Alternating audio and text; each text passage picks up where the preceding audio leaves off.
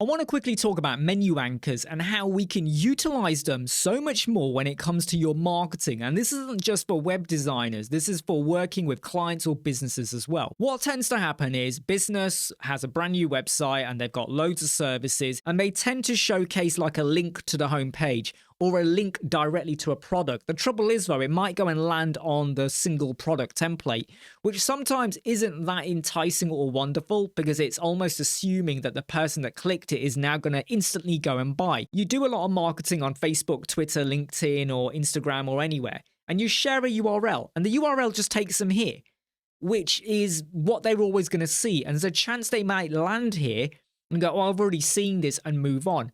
What you've got to start utilizing or thinking about is that maybe you've got an area that explains your services.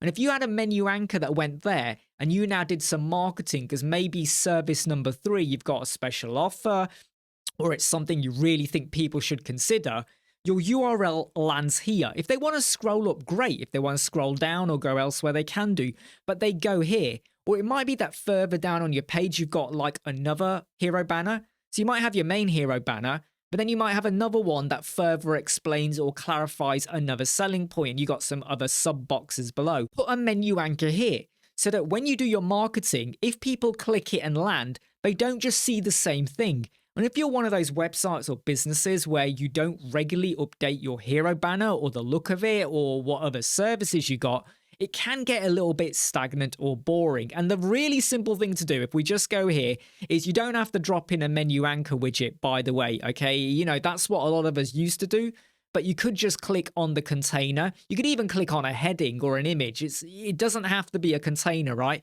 You go to your advanced tab, you go to the CSS ID, and I'm going to type in second H, all right?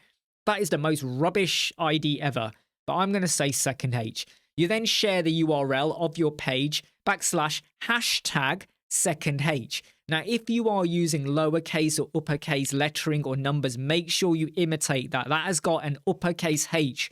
When you share that URL with the anchor, it must have an uppercase H as well. When it comes to marketing, you could send people to particular areas of your website or pages and a menu anchor to basically do a bit more with your marketing. I see a lot of people, they're advertising their services online, but they're always sharing the same URL. Mix it up a little bit. Hey, I'm Imran Web Squadron. See you soon.